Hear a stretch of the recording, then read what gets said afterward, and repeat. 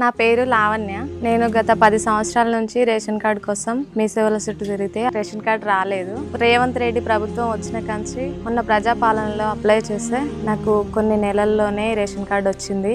Gas 500కే subsidy వస్తుంది. రేవంత్ రెడ్డి వచ్చినాకనే సన్న బియ్యం వస్తున్నాయి. రేవంత్ రెడ్డి వచ్చినాక కరెంట్ ఫ్రీ అయింది. రేవంత్ రెడ్డి వచ్చినాకనే ఫ్రీగా బస్సులో తిరుగుతున్నాం. రేవంత్ రెడ్డి ప్రభుత్వం మాకు అన్ని విధాలుగా ఉపయోగపడుతుంది.